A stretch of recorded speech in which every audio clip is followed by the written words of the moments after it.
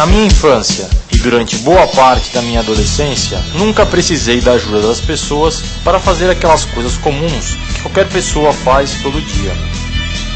Não fazia a menor ideia de como uma pessoa deficiente física se virava para comer, se vestir, tomar banho ou sair de casa.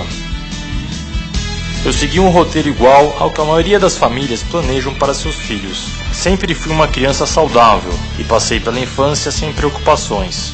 Como qualquer adolescente, gostava de grandes emoções. Quando eu tinha 18 anos, estava namorando e me preparando para entrar em um dos grandes capítulos da vida de qualquer adolescente, passar no vestibular.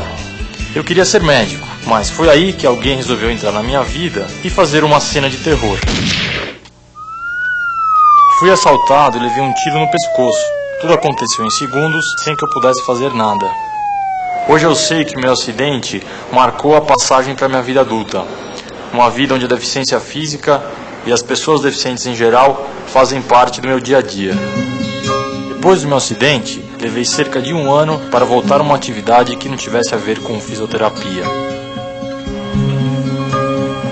Quando eu sofri o acidente, eu tentei desde o início ser o mais otimista possível. Eu tinha uma expectativa grande nos primeiros anos de voltar a andar, ou seja, de recuperar meus movimentos.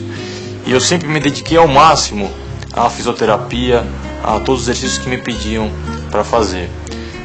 Nesse processo é fundamental a participação da família e dos amigos. Eu, de fato, posso dizer que sem o apoio que eu tive deles, seria muito difícil ter enfrentado essa mudança na minha vida. Eu evitava ao máximo reflexões do tipo, por que aconteceu comigo? E o que será de mim? Pelo contrário, eu sempre pensava, isso é uma fase e eu vou encontrar meu caminho de novo. Pintar foi a primeira atividade a que me dediquei logo que passei a me sentir mais disposto. Nunca antes tinha me passado pela cabeça pintar com a boca. Só mesmo quem já pintou pode avaliar o que senti ao ver o meu primeiro trabalho terminado. Já realizei várias exposições e em todas elas me agradou muito a reação do público. Durante a minha primeira exposição, tive a ideia de fundar uma escola de artes direcionada a pessoas com algum tipo de deficiência. O meu objetivo era oferecer a essas pessoas a mesma oportunidade que tive, ou seja, ser beneficiado através do contato com a arte. Hoje, a escola é uma associação sem fins lucrativos, financiada inclusive por doações. O acidente me impediu de seguir a carreira de médico, mas não me tirou a vontade de estudar. 4 anos depois, decidi prestar o vestibular para o curso de Administração de Empresas. Atualmente eu estou terminando meu curso de Administração de Empresas e estou começando um estágio numa empresa de consultoria. Apesar de me considerar preparado e capacitado para esse estágio, posso dizer que eu tive sorte, porque a maioria das pessoas com deficiência tem uma série de dificuldades para encontrar um emprego. Isso acontece porque a maioria das pessoas tem preconceito e desinformação. E acabam não tendo consciência de que, quando uma pessoa deficiente tem méritos e é capacitada, ela pode desempenhar um trabalho com qualidade.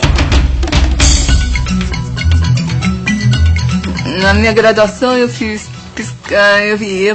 filosofia e comunicação social pela PUC de São Paulo. Aí depois eu fiz mestrado e doutorado em psicologia social também pela PUC de São Paulo. Minha tese de doutorado foi editada em livro e o título dele é Paralisado Cerebral, Construção da Identidade na Exclusão. Desde 94, quando eu terminei o doutorado, eu me sentia plenamente capacitada para lecionar em universidades. Tanto é que eu mandei 2 currículos, por motivos burocráticos, eles não me aceitaram. Burocráticos, entre aspas, porque eu acho que eles não acreditavam em mim. Felizmente, existem pessoas com mentalidade mais aberta. Hoje, está aumentando o número de empresas e instituições que levam a sério o direito da pessoa deficiente ter um trabalho digno. Muitas vezes, a pessoa com algum tipo de deficiência acaba se sentindo incapaz, mas se procurar e acreditar, vai ver que a realidade é bem diferente. vai se surpreender quando encontrar outras pessoas com sérios comprometimentos fazendo coisas que muitas pessoas não imaginam e, com detalhe, são muito competentes no que fazem. Após um período de treinamento, nós fizemos um trabalho baseado em uma filosofia de não discriminação do deficiente físico. Para isso, nós ampliamos a nossa fábrica, modificamos, criamos banheiros para deficientes, implantamos rampas no restaurante. O resultado deste trabalho foi muito bom, principalmente pela capacidade que esses deficientes têm de comprometimento e envolvimento com o seu trabalho. Antes de ficar tetraplégico, meu esporte preferido era o remo. Atualmente não tenho mais condições de praticar nenhum esporte, mas conheço várias pessoas com deficiência que praticam esportes até radicais.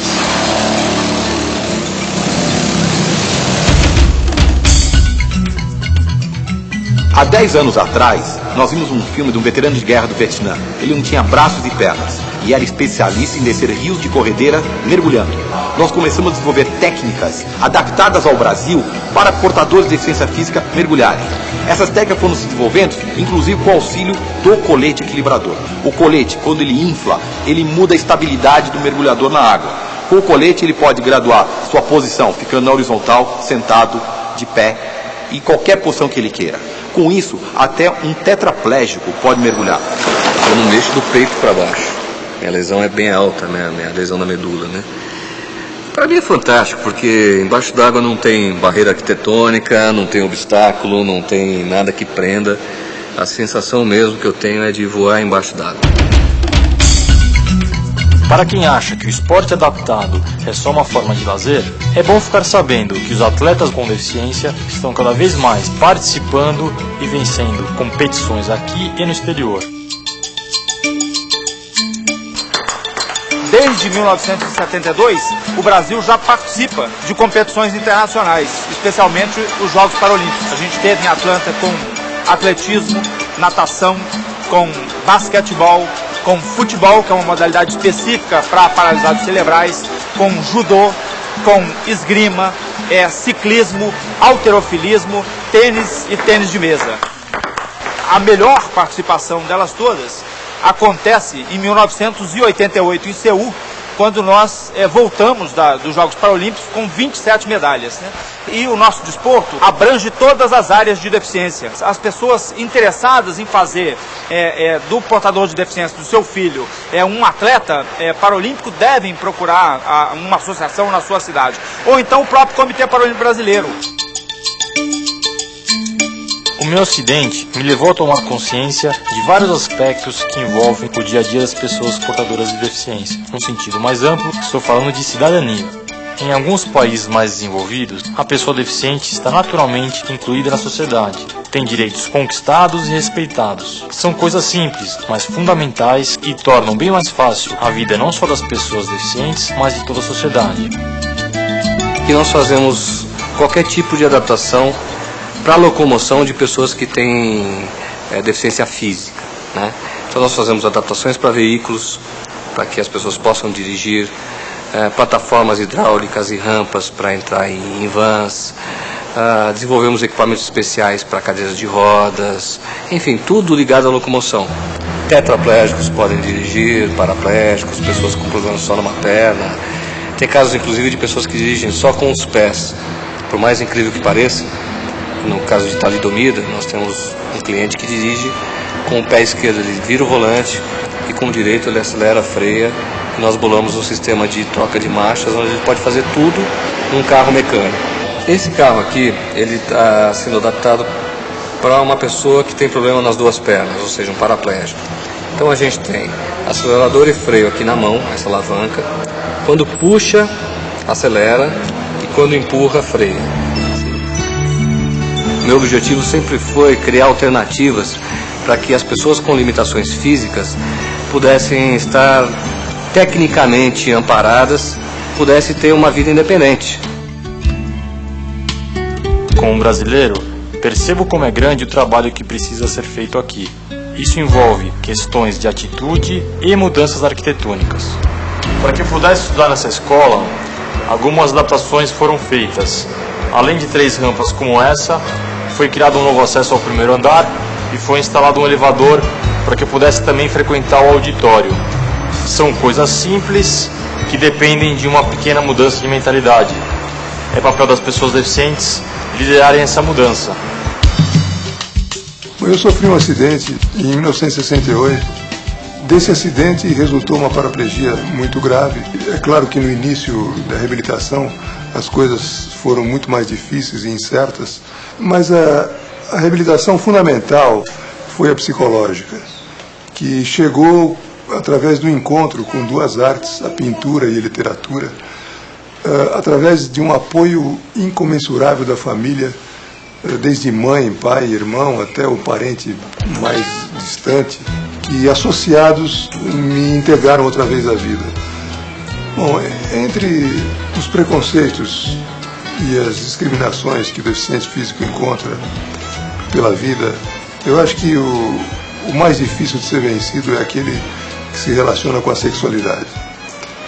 Desde da remontagem do ato sexual até o conceito que cada um tem de si mesmo como pessoa entusiasmada para a vida. Porque sexualidade é isso, é a manutenção da libido forte, da energia forte para o trabalho, para o amor e para o lazer. E o sexo é apenas uma parte da sexualidade. Eu sou uma prova viva de que se pode contornar tudo isso e se pode até chegar a um casamento e dar continuidade a esse casamento com uma mulher inteira que se propõe a viver ao lado do deficiente físico, como Márcia se propôs e se propõe a viver comigo, assumindo as minhas limitações e com uma determinação firme de conseguir ser mãe. Nós conseguimos isso. Eu consegui dar uma filha a essa mulher e ao mesmo tempo ser pai. Eu vivi pouquinho. Viveu pouquinho? É. Na época do meu acidente eu tinha uma namorada e ela foi muito importante, me deu muita força. A gente acabou se separando e pouco tempo depois eu conheci uma nova garota que foi meu primeiro relacionamento depois do acidente. Foi aí que eu comecei a descobrir como voltar a namorar apesar das limitações físicas. E aí o mais importante é você estar disponível, tentar, através da atividade, descobrir como se relacionar de novo. Eu continuo tendo planos de me casar e de ter filhos. Conheço uma mulher que, depois de ter ficado paraplégica, ela se casou. Além disso, conheço outras garotas que são deficientes e namoram e, como qualquer outra pessoa, pretendem no futuro ter uma família. Passar no médico, eles tinham falado que meu útero era infantil e que eu não poderia ter filho, por causa que meu útero era infantil, que era uma gravidez de alto risco, que eu podia morrer até minha neném. O pré-natal no Hospital das Clínicas, a médica falou que eu não tinha risco nenhum, que a única diferença era que eu não andava, mas que eu não corria risco nenhum. A neném estava perfeita, eu podia ter uma gravidez super boa e foi super bom mesmo a minha gravidez, durante a gravidez. No trabalho de parto eu tive uma sensação estranha, uma pressão dentro de mim, parecia que algo estava me sugando dentro de mim. Mas a dor mesmo do parto eu não sentia. Eles pediam para me colocar a mão na barriga, para saber quando a barriga ficasse dura, era que estava tendo contrações. Eles pediam para me fazer força, eu fiz força, daí ela nasceu. Existe muita incompreensão e preconceito com relação às pessoas deficientes. Muita gente ainda não entende que deficiência não é doença, não contagia ninguém. A verdade é que a gente só presta atenção quando acontece um fato com alguém próximo ou famoso. Mas para mudar as coisas, é só começar a aceitar e a entender quem está aí do seu lado, observar o que é que pode ser feito para facilitar as coisas. Você vai descobrir que é bem menos difícil do que imagina. E tudo que se fizer para facilitar a vida da pessoa deficiente, pode ter certeza, vai facilitar também a vida de todos. Mas isso eu sei, só acontece quando todos exercem sua cidadania.